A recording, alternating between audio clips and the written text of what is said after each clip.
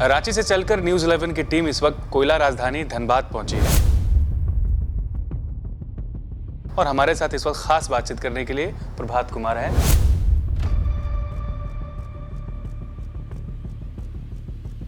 दो महीनों में जो बदलाव देखने को मिले क्राइम के क्षेत्र में, चाहे वो आशीष रंजन कुख्यात अपराधी का चाहे वो एनकाउंटर हो, चाहे प्रिंस खान गुर्गे को परेड कराना हो, धनबाद जब आप आए यहाँ जो क्राइम का फिगर्स होता है, एफआईआर का फिगर है, वो भी संख्या भी ज़्यादा है और लगभग बहुत ही मल्टीफेरियस टाइप का यहाँ समस्या है। धनबाद का नाम सुनते ही सर लोग क्राइम का वो जो इमेज जो है वो बनने लगता है और क्राइम से और धनबाद का एक पुराना नाता रहा है सर। वो परसेप्शन है धनबाद में, चाहे धनबाद के बाहर, धनबाद में क्रिमिनल्स के बारे में, वो परसेप्शन से रियलिटी अलग है। अगर किसी प्रकार की कोई मेजर इशू आती है और हम लोगों को लगता है कि कोई उस प्रकार का गैंग कोई सक्रिय हुआ है या लोगों में दहशत फैला रहा है, रंगदारी मांग रहा है, अलग अलग गैरकानूनी कामें कर रहा है, तो पुलिस उसके लिए बहुत ही अच्छे तरीके से सक्षम है। और हम लोग सक्षम हैं कि कोई भी आदमी अगर किसी प्रकार का दहशत फैलाने का, विधि व्यवस्था को बिगाड़ने का, कोई क्रिमिनल एक्टिविटी को अंजाम देने का प्लान बनाता है,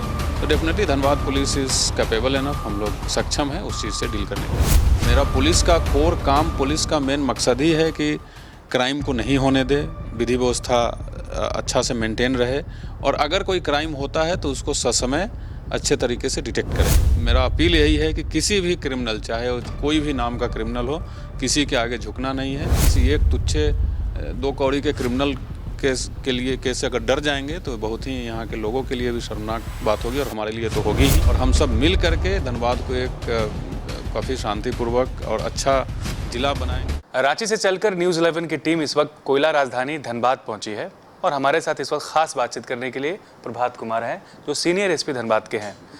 महज 2 महीना हुआ है सर के यहाँ पोस्टिंग का और इन 2 महीनों में जो बदलाव देखने को मिले क्राइम के क्षेत्र में, अगर बात करें क्राइम की फील्ड में जिस तरीके से सर ने कार्रवाई की है, वो उसे लोग बहुत सराह रहे हैं। चाहे वो आशीष रंजन कुख्यात अपराधी का चाहे वो एनकाउंटर हो, चाहे प्रिंस खान गुर्गे को परेड कराना हो, और भी ऐसे तमाम चीज़ें हैं। सर धनबाद जब आप आए, कैसा आपका पहला एक्सपीरियंस और क्या पहला अनुभव कैसा रहा? सबसे पहले आपको धन्यवाद यहाँ आने के लिए। देखिए, Dhanbad like any other district है, झारखंड में जितने बाकी ज़िले हैं उसी टाइप का है। ऑफ कोर्स थोड़ा सा कोई ज़िला छोटा होता है, कोई बड़ा होता है, किसी में काम का वैरायटी अलग अलग होता है, तो उसमें थोड़ा सा शुरू में तो ऑफ कोर्स नर्वस भी था, क्योंकि राज्य सरकार के द्वारा, माननीय मुख्यमंत्री महोदय के द्वारा इतनी बड़ी जिम्मेदारी दी गई थी। तो ये बहुत बड़ा ज़िला है। यहाँ जो क्राइम का फिगर्स होता है, एफआईआर का फिगर है, वो भी संख्या भी ज़्यादा है और लगभग बहुत ही मल्टीफेरियस टाइप का यहाँ समस्या है, इशूज़ है। इंडस्ट्रियल बेल्ट है, कोल बेल्ट है, जैसा आप जानते हैं, तो अलग अलग प्रकार के इशू रहता है यहाँ। तो थोड़ी सी नर्वसनेस तो थी, बट धीरे धीरे पूरी टीम है यहाँ, सब टीम को समझे, यहाँ के समस्याओं को जाने, पूरे फील्ड में घूमे, तो लगा कि अभी एक बढ़िया मौका मिला है काम करने का, काम करके दिखाने का, और उसी उद्देश्य के साथ लगातार लगे हुए हैं। कैसा लग रहा है सर आपको? 2 महीने बीत चुके हैं, कैसा, मतलब आपका एक्सपीरियंस अभी तक का कैसा है? नहीं, एक्सपीरियंस बहुत ही बढ़िया है, एक्सपीरियंस बहुत बढ़िया है, बहुत अच्छा लग रहा है। यहाँ काम करने का स्कोप बहुत ही ज़्यादा है और इसके लिए मैं डेफिनेटली तहे दिल से राज्य सरकार और माननीय मुख्यमंत्री महोदय का शुक्रगुजार हूँ कि मुझे इतनी बड़ी और इतनी अच्छी जिम्मेदारी दी गई है और काफ़ी अच्छा लग रहा है। काम लगातार हम लोग पूरी मेहनत से, पूरी तन्मयता से, डेडिकेशन के साथ काम कर रहे हैं और अभी बहुत कुछ करना बाकी है, अभी बहुत स्कोप है यहाँ काम करने का और पूरी ईमानदारी के साथ यही प्रयास कर रहे हैं कि जिस उद्देश्य से मुझे ये मौका दिया गया है उस उद्देश्य को हम बढ़िया से पूरा करें। सर धनबाद का जब जिक्र होता है सर, चूँकि मैं ज़्यादातर रांची कवर करता हूँ, तो धनबाद का नाम सुनते हैं सर लोग क्राइम का वो जो इमेज जो है वो बनने लगता है और क्राइम से और धनबाद का एक पुराना नाता रहा है सर। आपको क्या लगता है सर, धनबाद में किस तरीके से और क्या स्ट्रैटेजी पर काम करना चाहिए और आपकी स्ट्रैटेजी क्या है यहाँ पर? देखिए, डेफिनेटली जो परसेप्शन बनता है, जो बाज़ार में बातें चलती है, कुछ ना कुछ तो सच्चाई होती ही है। तो लेकिन उसमें मैं आज के डेट में यही बता सकता हूं कि जो परसेप्शन है धनबाद में, चाहे धनबाद के बाहर, धनबाद में क्रिमिनल्स के बारे में, वो परसेप्शन से रियलिटी अलग है। यहाँ अगर आप पिछले 2 महीना का आंकड़ा देखेंगे तो लकली कुछ भी वैसा मेजर घटनाएं नहीं हुई है। लोग भी काफ़ी संतुष्ट नज़र आ रहे हैं मुझे। फीडबैक मिलती रहती है। लोगों की और कुछ अपेक्षाएं हैं जिसको पूरा करने के लिए हम लगातार लगे ही हुए हैं और कोशिश करेंगे कि लोगों की सभी जो पुलिस से अपेक्षाएं हैं वो उसको पूरा किया जा सके।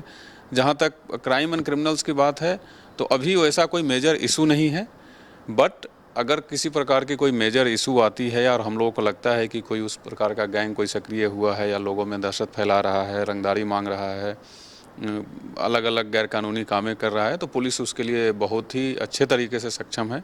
और हम लोग सक्षम हैं कि कोई भी आदमी अगर किसी प्रकार का दहशत फैलाने का, विधि व्यवस्था को बिगाड़ने का, कोई क्रिमिनल एक्टिविटी को अंजाम देने का प्लान बनाता है तो definitely Dhanbad police is capable enough, हम लोग सक्षम हैं उस चीज़ से डील करने के लिए। सर, लोग ये चर्चा करते हैं, जिक्र करते हैं कि प्रभात सर के काम करने का अंदाज़ थोड़ा अलग है। अपराधियों के मामले में थोड़ा सा स्ट्रिक्ट हैं और ज़ीरो टॉलरेंस पर काम करते हैं। ये कैसे हो पाता है? और नहीं पता नहीं, ये कोई वर्चू तो नहीं है। बाकी पब्लिक का जो परसेप्शन है वो आप पब्लिक से पूछ सकते हैं कि ऐसा परसेप्शन क्यों है, लेकिन मेरा सीधा साधा मानना है कि पुलिस की नौकरी में है और पुलिस का काम ही यही है, ये हमारा कोर काम है।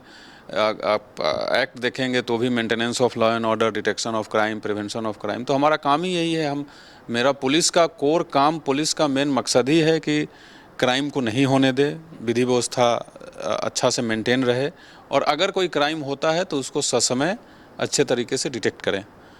बस वही करते रहते हैं, कुछ विशेष तो कर नहीं रहे हैं, बस जो पुलिस का काम है वो करते रहते हैं। सर, धनबाद की अगर बात करें, 2 महीना का आपने जिक्र किया, लेकिन मैं उससे पहले जाता हूँ। सर, जिस तरीके से यहाँ पर दबंगई, गैंगस्टर का जो एक यहाँ पे रवैया रहा है, जो कल्चर रहा है, व्यापारियों में खास करके एक जो तबका है वो हमेशा सर सहमा हुआ रहता था। आपको क्या लगता है सर, कहाँ पर चूक हो रही थी, कहाँ काम नहीं हो पा रहा था? देखिए, पीछे का तो बात करना उचित नहीं होगा क्योंकि मैं यहाँ की चीज़ों को जब से आया हूँ तभी से जान पाया हूँ और तभी से देख रहा हूँ, तो इसीलिए मेरे पदस्थापन से पहले की जानकारी तो मुझे नहीं है कि क्या थी नहीं थी। बट आज के डेट में इतना ज़रूर है, मैं आपके माध्यम से और पहले भी जब भी मुझे मौका मिला है मीडिया के माध्यम से बहुत सारे ग्रुप्स में जा कर के, कि लोगों से ये अपील है कि कहीं भी किसी प्रकार की आपको दिक्कत होती है, कोई क्रिमिनल्स आपको थ्रेट देता है, कोई एक्सटॉर्शन मांगता है, कोई आपको धमकी देता है, कोई आपके लीगल व्यापार में किसी प्रकार का व्यवधान उत्पन्न करता है, तो आई कैन अश्योर यू कि पुलिस आपके साथ हैं। आप पुलिस के पास जाएं और रिपोर्ट कराएं। किसी प्रकार का ये परसेप्शन नहीं रखें कि पता नहीं पुलिस के पास जाएंगे तो क्या होगा नहीं होगा, पुलिस मदद करेगा या नहीं करेगा। जितने भी लोग हैं जिनको किसी से किसी प्रकार की धमकी आ रही है, मैं आपके माध्यम से फिर से उनको एश्योर करना चाहता हूं कि धनबाद पुलिस, मैं खुद उनके साथ 24 घंटे तैयार हूं। ज़रूरत पड़ेगा तो उनके दरवाजे तक जा करके उनकी रखवाली करेंगे। लेकिन मेरा अपील यही है कि किसी भी क्रिमिनल, चाहे वो कोई भी नाम का क्रिमिनल हो, किसी के आगे झुकना नहीं है। धनबाद की जनता, धनबाद के जितने सारे व्यवसायी वर्ग के लोग हैं, धनबाद के जितने प्रबुद्ध नागरिक लोग हैं, वो सब अगर एकजुट होकर के किसी एक तुच्छे 2 कौड़ी के क्रिमिनल केस से अगर डर जाएंगे तो बहुत ही यहाँ के लोगों के लिए भी शर्मनाक बात होगी और हमारे लिए तो होगी ही।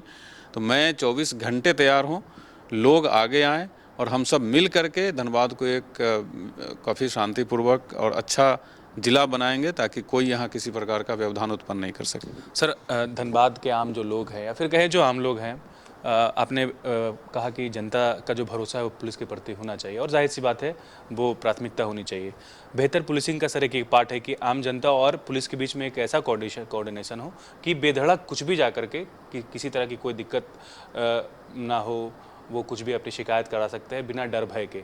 सर, ये डेवलप कैसे आप कर रहे हैं सर, और आपकी स्ट्रैटेजी क्या है? आम जनता के बीच और पुलिस के बीच में जो भरोसा है, जो होना चाहिए, वो बहुत जगह पर इसकी बड़ी गैप दिखती है।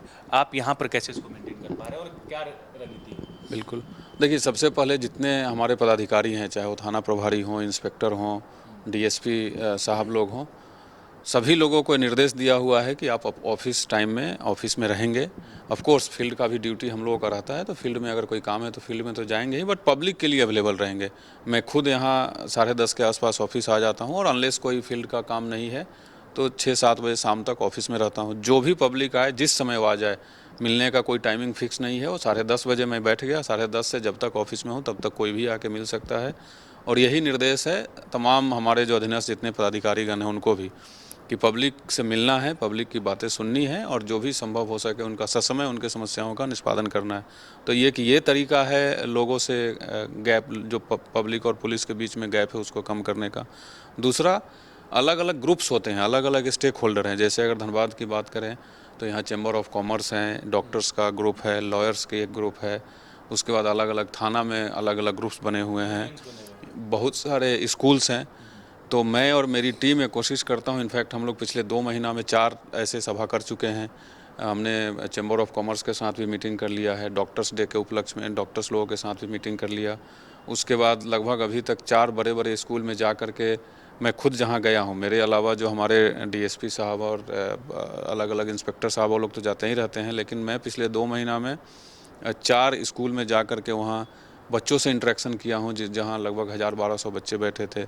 अभी कुछ दिन पहले ही भूली ओपी अंतर्गत बासेपुर में एक माइनॉरिटी वहाँ इंटर स्कूल है, वहाँ जा कर के लगभग वहाँ 800 से 1000 की संख्या थी। तो वहाँ भी जा कर के पुलिस से लोग क्या उम्मीद कर सकते हैं, पुलिस से क्या अपेक्षाएं हैं, हम कहाँ चूक रहे हैं, वो भी फीडबैक लेना। तो ये पुलिस जब लोगों से इंटरेक्ट करती है, पुलिस लोगों के पास जाती है, तो डेफिनेटली गैप कम होगा। तो यही स्ट्रेटजी है जो हम लोग लगातार अपना रहे हैं कि लोगों के बीच रहें, लोगों की बातों को सुने और उनकी जो भी समस्याएं हैं, जो पुलिस के जुरिडिक्शन में आता है, समाधान हो सकता है, वो समाधान करें हम लोग। सर बिल्कुल आपने सही कहा कि एक पुलिस का कर्तव्य है, पुलिसिंग का कर्तव्य है कि लोग अपने आप को सुरक्षित महसूस करें, चाहे वो दिन के 12 बजे हो या फिर रात के 3 बज रहे हो, वो खुद को सेफ महसूस करें।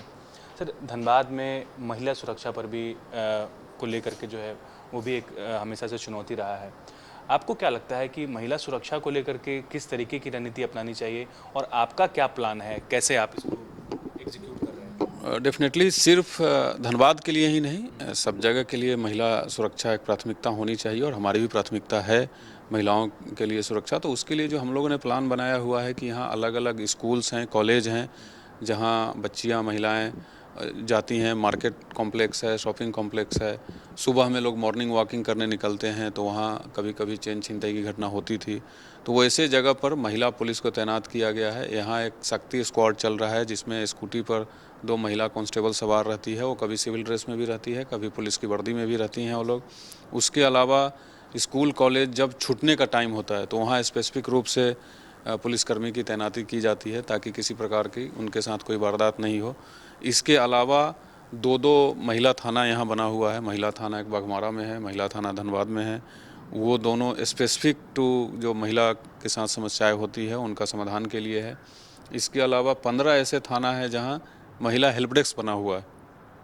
इसके अलावा जितने सारे ऑफिसर्स हैं सबको हम लोग सेंसिटाइज करते रहते हैं कि अगर सारी जितनी जनता है सबको सुरक्षा देना हमारा कर्तव्य है, बट विशेष करके अगर महिलाओं के साथ कभी कुछ ऐसा होता है तो उसमें और तत्परता बरतने की ज़रूरत है और सेंसिटिव होने की ज़रूरत है। तो यही सब स्ट्रेटजी है जो लगातार हम लोग करते रहते हैं और टाइम टू टाइम अगर और कुछ फीडबैक आता है आप लोगों के माध्यम से या जनता के माध्यम से तो उसको भी हम लोग पूरा करने का काम। सर मैं एक नाम का जिक्र करना चाहूँगा, प्रिंस खान, जो खुद को कहता है और जो धनबाद में जो है एक तरह से कहे वो पिछले कुछ सालों से ये कोशिश कर रहा है कि धनबाद जो है पर वो अपना ये करे, धनबाद को डरा के रखे, व्यापारियों को डरा कर रखे, और अब तक वो पकड़ में नहीं है। वो कहीं और से जो है ये कोशिश कर रहा है। प्रिंस खान को लेकर के सर धनबाद पुलिस की क्या रणनीति है? क्या कोई मर्सी है या फिर प्रिंस खान को लेकर के क्या है? देखिए, प्रिंस खान एक अपराधी है। मैं भी यहाँ आने के बाद, यहाँ आने से पहले तो मैं जानता नहीं था। यहाँ आने के बाद जब हम केस रिव्यू करते हैं तो उसमें बहुत सारे केसेस में उसका नाम आया। तो प्रिंस खान एक अपराधी है और जो भगोड़ा है, वो यहाँ से भागा हुआ है। तो आपने बताया कि क्या स्ट्रेटजी है, कोई मर्सी है क्या? मर्सी क्यों रहेगा? हमारे लिए, पुलिस के लिए अपराधियों के प्रति कोई मर्सी नहीं होती है। धनबाद पुलिस विधि सम्मत जो कार्रवाई है वो कर रही है। उसके अगेंस्ट इंटरपोल से रेड कॉर्नर नोटिस भी इशूड है। उसके आगे की जो प्रक्रिया है वो भी लगातार की जा रही है। डे टू डे हम लोग फॉलो कर रहे हैं। झारखंड पुलिस की जो ATS है वो भी और धनबाद पुलिस मिल करके हम लोग कर रहे हैं और उम्मीद ये करते हैं कि बहुत जल्द ही जो भी वो काम किया है, जो भी अपराधी की जो सज़ा होनी चाहिए वो जल्द से जल्द हम लोग दिला पाएँ। बट एक चीज़ और मैं आपके माध्यम से बताना चाहता हूं कि वैसे सभी क्रिमिनल, चाहे वो जिसका आपने नाम लिया वो हो या कोई और हो, मैं ज़रूर एक अपील करूंगा मानवता के नाते कि अगर मुख्य धारा में लौटना है तो डेफिनेटली आइए। कानून के तरफ से जो भी मदद हो सकता है हम लोग पूरा मदद करेंगे और मुख्य धारा में लौट करके एक आम नागरिक की तरह ज़िंदगी व्यतीत करें। अदरवाइज़ किसी अपराधी को धमकाना, किसी से एक्सटॉर्शन वसूलना, किसी का मर्डर करा देना, तो इसका अंजाम भी वही होगा। ऐसा नहीं है कि गोली सिर्फ अपराधी ही चला सकते हैं, सामने से भी गोली चल सकती है और वो it's a matter of time. तो पहला प्रायोरिटी यही रहता है कि जो भी अपराध की दुनिया में हैं वो आएँ, एक मुख्य धारा में जुड़े। मैं उनकी पूरी मदद करूंगा एक आम नागरिक की तरह जीवन जीने में। अदरवाइज़ जो कार्रवाई करनी चाहिए, जो कार्रवाई अपेक्षित है, हम लोग सक्षम भी हैं और बहुत जल्द करेंगे। सर कोई मेमोरी आप बताना चाहें उदाहरण के तौर पर, जो लोगों को जो ये वीडियो देख रहे हों या कोई अपराधी इस वीडियो को देख रहा हो, कोई मेमोरी बताना चाहे सर, ज़ीरो टॉलरेंस की जो आपकी रणनीति है और आपने उस पर काम करके आपको संतुष्टि भी हुई है कि नहीं ये तरीका है, इससे कंट्रोल किया जा सकता है, कोई ऐसा इंसिडेंट आप बताएं? नहीं, देखिए कोई उदाहरण देना यहाँ तो सही नहीं होगा, बट जो जीरो टॉलरेंस आप बोल रहे हैं ये कोई, अगेन मैं बोल रहा हूँ कि ये कोई वर्चू नहीं है, ये हमारा काम ही है। पुलिस का काम ही है, पुलिस की नौकरी ही इसीलिए है कि लोग शांति व्यवस्था से रहें, और जो कोई भी कानून को बिगाड़ता है या कानून का अनुपालन नहीं करता है तो उसका जो भी विधि सम्मत कार्रवाई हो करना तो पुलिस वही करती है। और मैं फिर से वही बात बता रहा हूँ कि स्पेसिफिक कोई उदाहरण देना यहाँ उचित नहीं होगा, बट जो आप करेंगे, जिस तरीके से आप करेंगे वही आपको मिलेगा, उसी तरीके से आप जवाब दिया जाएगा। It's a matter of time. और ना धनबाद की पुलिस और ना धनबाद का जनता इतना कमज़ोर है, हम लोग एकदम सक्षम हैं। और फिर से वही चीज़ कि आ करके सरेंडर करें, आम नागरिक की तरह मुख्य धारा में जुड़े और बढ़िया से एक सज्जन का ज़िंदगी जिए। अदरवाइज़ जो अंजाम होगा वो फिर समय बताएगा। चूँकि ज़माना बदल रहा है सर, लोग अब टेक्नोलॉजी को इस्तेमाल कर करके इसका मिसयूज़ भी हो रहा है, तो पुलिसिंग को लेकर के जो मॉडर्न पुलिसिंग की बात होती है, मतलब वो कितना स्ट्रांग होना चाहिए सर, और आपको क्या लगता है वो कैसे आप लोग कंट्रोल कर पा रहे हैं? उसमें बहुत सारे चीज़ें हैं, साइबर क्राइम की अगर बात कर लें तो बिल्कुल आम होता जा रहा है, हर कोई शिकार हो जा रहा है, तो डिजिटली कितने स्ट्रांग होने चाहिए सर पुलिसिंग? नहीं, ऑफ कोर्स जो जैसे जैसे समय बदलता है तो पुलिस को भी अपना जो आधुनिकीकरण है, पुलिस को भी मॉडर्न टेक्नोलॉजी से लैस होना है, और हम लोग हैं भी। हमारे पास भी स्पेसिफिक टेक्निकल सेल है जो लगातार तकनीकी माध्यम से काम करके अपराधियों को पकड़ती है, अपराध पर लगाम लगाती है। बट येस, और थोड़ा सा इम्प्रूवमेंट की ज़रूरत है जो लगातार होते रहती है, हम लोग और इम्प्रूव कर भी रहे हैं। और टेक्नोलॉजी से एक फ़ायदा भी है कि टेक्नोलॉजी अगर कोई अपराधी यूज करता है तो ऐसा नहीं कि वो टेक्नोलॉजी को हम लोग का जानकारी नहीं है, हम लोग को भी जानकारी है, हम लोग भी उसके माध्यम से उस तक पहुंच जाते हैं। जहां तक आम पब्लिक की बात है तो ये से बात सही है जो आप साइबर क्राइम की बात किए हैं, तो टेक्नोलॉजी आगे बढ़ी है, बट बहुत सारे लोग उस बहुत अच्छे से अवेयर नहीं होते हैं। जिसका कारण है कि कई बार कोई फ़ोन करके OTP मांगता है, लोग OTP शेयर कर देते हैं तो उनके पैसे बैंक से निकल जाते हैं। कई बार कोई फिशिंग लिंक आता है, उस पर लिंक पर क्लिक करने से उनके बहुत सारे पैसे, अन्य महत्वपूर्ण दस्तावेज भी चले जाते हैं। तो मैं इस पॉइंट पर आपके माध्यम से सभी लोगों को ये बताना चाहूँगा कि टेक्नोलॉजी बहुत चीज़ों को आसान बनाती है, बट कई चीज़ों को कठिन भी बना देती है। तो आप जिस चीज़ के बारे में सही से अवेयर नहीं हैं, सही से जानकारी नहीं रखते हैं, तो उस चीज़ पे इन्वॉल्व मत होइए। उदाहरण के तौर पे अगर किसी के ईमेल आईडी पे, किसी के मैसेज में, व्हाट्सएप में कोई लिंक आता है और उस पर लुभावने ऑफ़र दिए रहते हैं कि 50,000 में कोई कार जीतें, या फिर कोई ट्रिप स्पॉन्सर कर रहा है कोई लालच दे करके, तो उस पर एकदम नहीं, उसको इमीडिएटली डिलीट कर दे। ऐसा इसी पे आ रहा हूँ सर, एक अभी चला हुआ है सर हाउस अरेस्टिंग, और इसमें सर अच्छे पढ़े लिखे लोग तो सर इसका शिकार हुए ही हैं, लेकिन सर मतलब जो बहुत हाईली एजुकेटेड हैं, जो बड़े बिजनेसमैन हैं, जो सब कुछ जानते हैं सर, बावजूद इसके ये क्या हाउस अरेस्टिंग बोल के कोई चीज़ होता है सर पुलिस में? नहीं, बेसिकली उसका जो टर्म ज़्यादातर अभी यूज हो रहा है वो है डिजिटल अरेस्ट। मैं बहुत ही कैटेगरिकली बताना चाहता हूँ, एकदम ही ये बोगस चीज़ है, एकदम फर्जी चीज़ है, ऐसी कोई चीज़ नहीं है कानून में। There is nothing called digital arrest. ये बेसिकली लोगों को ठगते हैं, लोगों को उनके अनअवेयरनेस का शिकार बनाते हैं और उस तरीके से पैसा ऐंठते हैं। तो मैं अगेन, कोई भी किसी आदमी को अगर ये डिजिटल अरेस्ट करने का प्रयास करता है, आप एकदम डरे नहीं, आप नज़दीकी थाना में जाएं, जहां स्पेसिफिक साइबर थाना भी राज्य में बहुत सारे ज़िला में बना हुआ है, वहां जाएं। जहां साइबर थाना नहीं है वहां आप किसी भी थाना में जा सकते हैं, और किसी भी थाना में जाकर के प्राथमिकी दर्ज कराइए और बिल्कुल इससे डरने की कोई ज़रूरत नहीं है, उस चक्कर में एकदम नहीं आना है। डिजिटल अरेस्ट कोई होता ही नहीं है सर कुछ।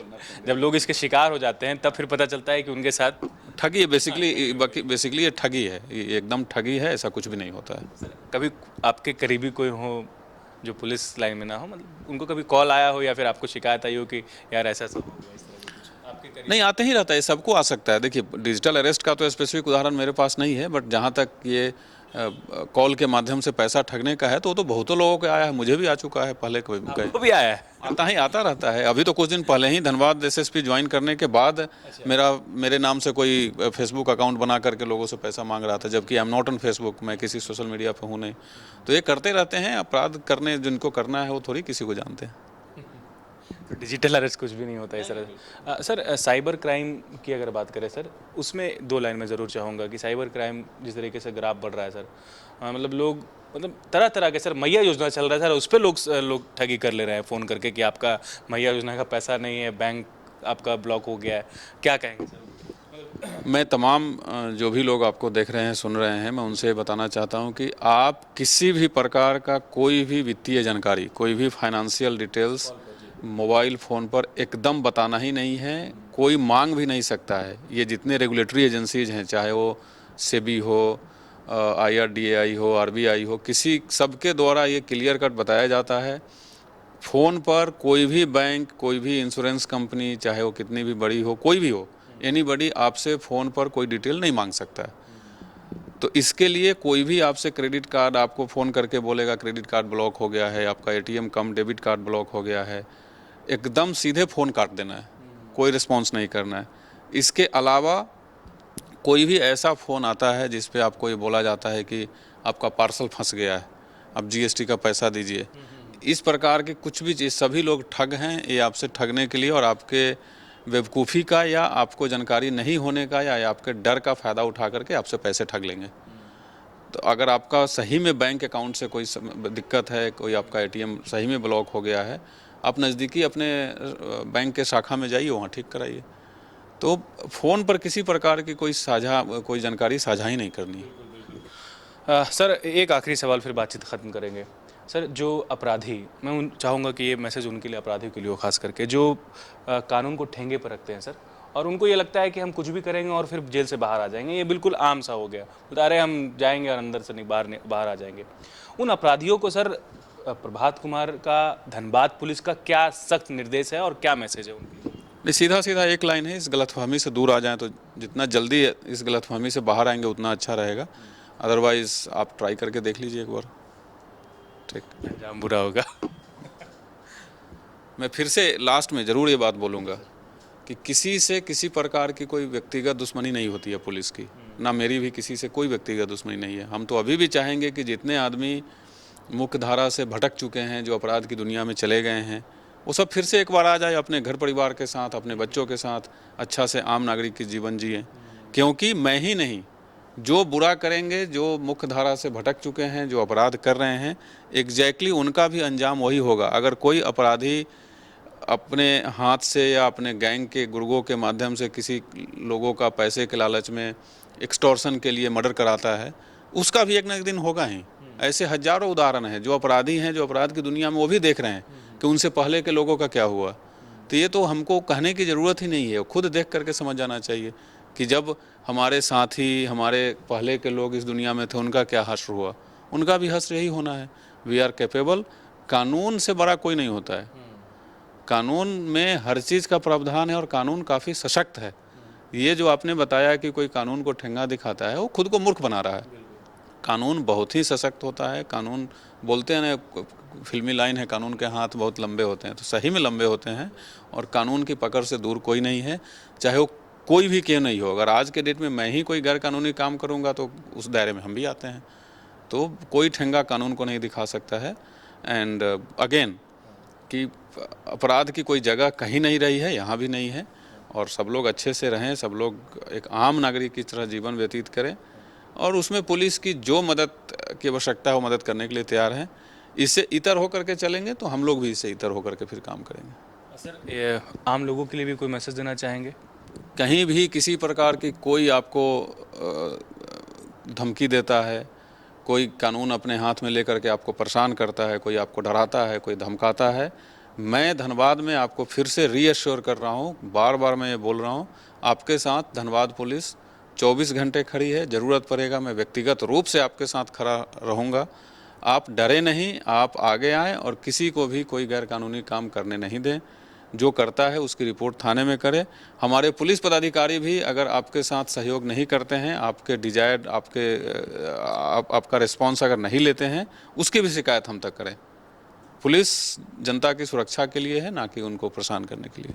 चलिए, बहुत शुक्रिया सर, बातचीत लंबी हो गई है और सर ने जो बातें कही है वो बिल्कुल मार्केबल है। अगर इसको जाहिर सी बात है, अगर ये धरातल पर रहे और जिस तरीके से सर कोशिश भी कर रहे हैं और बहुत तक इसमें कामयाब भी है, तो धनबाद की जनता हो या फिर वो झारखंड के भी किसी भी ज़िले की बात हो, वहाँ पर क्राइम को कंट्रोल किया जा सकता है।